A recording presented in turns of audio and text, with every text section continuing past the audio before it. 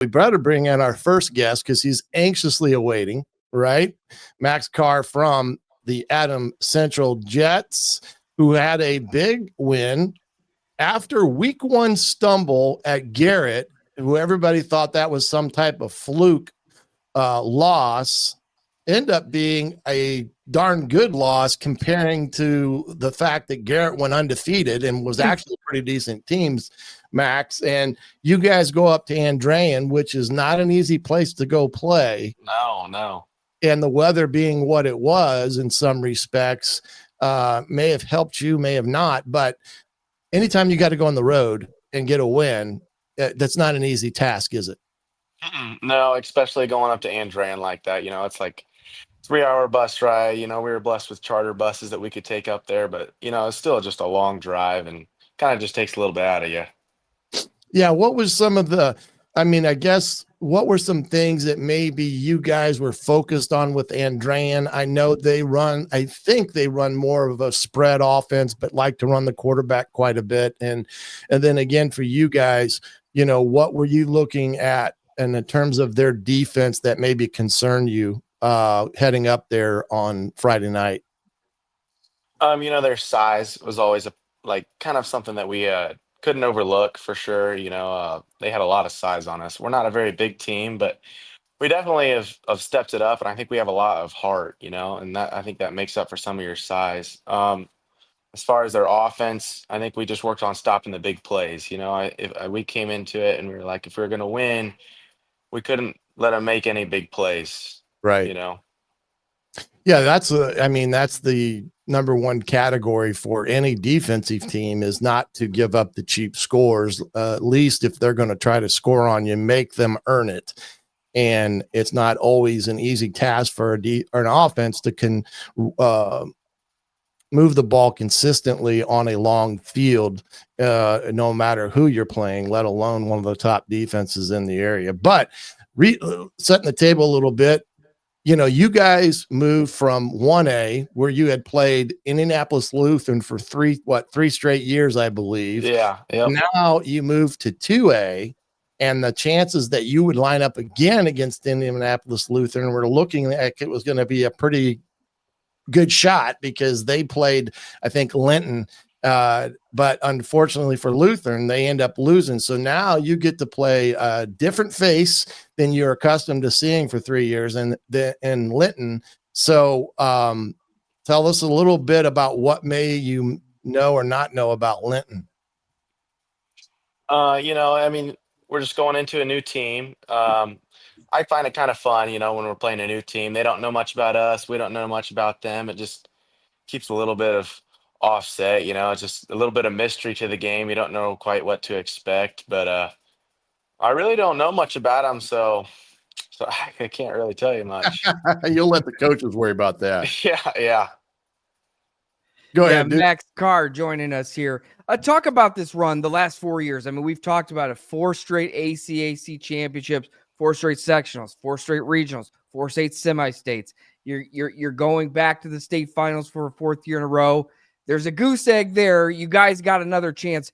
Mm-hmm. This team, especially after that Garrett loss, we're like, well, maybe it's a down year for Adams Central. I don't think there is such a thing. Talk about this team and just the ability to year after year crank out a really fine program each and every year, regular season and postseason. I think just the coaching staff that we have and the community that we have behind us, we went 3 hours away to Andran and we had the guest student section just packed. There's a ton of people there. The community that we have is just amazing and great. Our coaching staff, they've been through it and they've been there a long time. They know each other well and they just worked well together. Coach Moser can really see what's going on in the defense and just what's going to work best. And our offense just works best when we just get those little things at a time, and just going out there and just grinding down the field. We don't need big plays. We just need 3 or 4 yards every drive. And I think that's what works best for our wing T offense. Yeah. That wing T offense, just as a whole, that program, I mean, where does it start? I mean, you guys, Monroe, Indiana, Adams Central, small town, Indiana, for you guys, where did you get kind of introduced to what is Adams Central football and the success we've seen last 20, 25 years through that program, with especially with coach there, just the ability to continue to do that. Where does it start in the youth football down there? It starts at a very young age. I mean, we're always out there on the blacktop or, just playing on the playground, messing around with your friends. And just like you said, the community, as a little kid, you were brought to all the football games and you experienced what it was like. And I think we just get a lot of people in our school that just want to go out for that because they want that support from the community. It's just a big thing to be on the football team. We're basically worshipped. I don't want to, it's how it is in high school football, but I think that's a big part of it. Looked up to. Yeah, yeah, that's a Yeah. better word. Uh, the defensive side of things, you play both ways, but primarily as a linebacker. You were Mhm. all state a year ago, second team all conference. Obviously, I think it's they haven't announced the teams this year, but I think it's looking pretty good for you, first team. But that defense, 9.9 against all year long. We hear a lot about the offense for Adams Central. What about this defense has made it so good? We got a lot of fire on our defense, I'll tell you what. I mean, we'll come out there and, no matter our size, we're ready to put the hit to somebody. I mean, it doesn't matter what their size are, we're just run them into the ground. I mean, we got a lot of not huge guys, but guys that want to go out there and do their responsibility and, just just have fun, I guess. We're just gonna go out there and put the hit on somebody. Sure. The previous trips to state, you're a senior. I mean, what, coming up short 3 years in a row, what does that do to the motivation of you guys' team and it just getting back there time after time? And we talked about it. Warsaw, 1901, first time going to state, you guys 3 years in a row. What that's like down there, that heartbreak 3 years in a row, and the motivation it goes towards the next season. It puts a little fire in us, just like not being able to make it all the way there. Like we made it all the way there and we weren't able to finish what we started. I think that just gives us a little bit of an edge over Linton, just because we've been there so much and they haven't. But I think it gives us a fire underneath us, and that we want it now. We're hungry for it, and now we're not going to stop until we get it. Sure. Coach? Yeah, Max, and so hopefully you can still hear me. Sometimes my computer glitches up. Let's talk a little bit about kind of your schedule this week. It's a shortened week with Thanksgiving, so you got some things that are not accustomed to how to do things. How has being in the tournament, the state finals, the last few years kind of given you guys maybe a little bit of advantage over like a Linton Stockton because you kind of been there, done that? What does your schedule look like when you talk about this week? So this week I think we're going down, like us captains, we're going down for media day to Indy for the Which coin is toss and tomorrow. Is that stuff. tomorrow? Yeah, yep.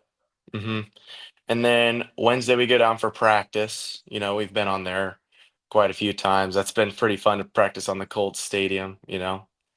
And then I think we're gonna do a pep rally with our community, just to get everybody hyped up and excited. And then we'll head down early Friday morning and everybody will be cheering us on as we're driving down the road on the way there. Because that's if I'm not mistaken, that is a 11 o'clock kick on Friday Yep. morning.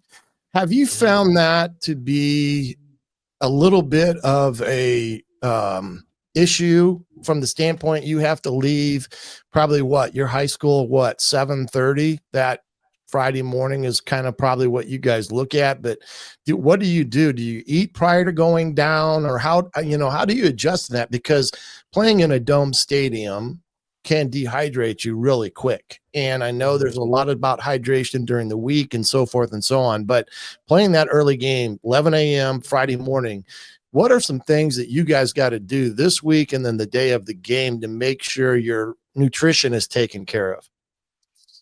So Coach Mosier, as soon as we won Friday night, the next morning he sends out a text and he's like, "Hey guys, start drinking your water. Start getting hydrated for the dome. And just kind of getting our bodies ready for it. We're just gonna try to eat, keep it healthy, and not just going off on a rampage as Thanksgiving's coming up here, just, Mhm. he's just said, try to contain what you eat, and don't stuff yourself. You don't feel sick the next day, but All right. yeah. So will you what time do you guys plan on leaving Friday morning? I would say maybe, maybe before 6, maybe I'd say Okay. probably. Because most coaches like to get to the game site at least 2 hours prior to kickoff, so that would mean trying to be in Indy by 9:30, which means Hmm. you'd have to leave yourself in a good enough time to get there, depending on weather and things of that can mess things up at the same time. So, but we appreciate you joining us here on Upon Further Review, Max, and you know, um, these games, and this is your last chance to get one done. You've played in 3 of them, or, for the most part. Um, what is your biggest takeaway from being a part of these state championships games that you'll take away after the double zeros hit the scoreboard on Friday? I think the biggest thing is just the memories that we'll make. I mean, I'll look back on this when I'm however old and just realize what a great experience I've had, all 4 years. Like a lot of guys don't even get to experience that, they don't even get to Right. make it down to the state championship. We're so blessed to make it all the way to state where some teams are glad to make it out of regionals. But yeah, I think the memories that we'll make and the friendships that we'll have there will just be a huge thing. Well, Max, we appreciate you coming on tonight. Best of luck to you and to the Adams Central Flying Jets in the 2A state championship down at Lucas Oil Stadium, 11 a.m. Friday kickoff Eastern time, our time here in Northeast Indiana. Number 4 Adams Central at 13-1, taking on number 7 Linton Stockton. They'll be calling them Linton all game long. 12-2. They're back there. They've had a couple of state championships in 1A, not that far back in the last decade or so. So a solid program there. We certainly wish you the best, Max, and bring home the title for the Flying Yes, Jets. sir. Thank you.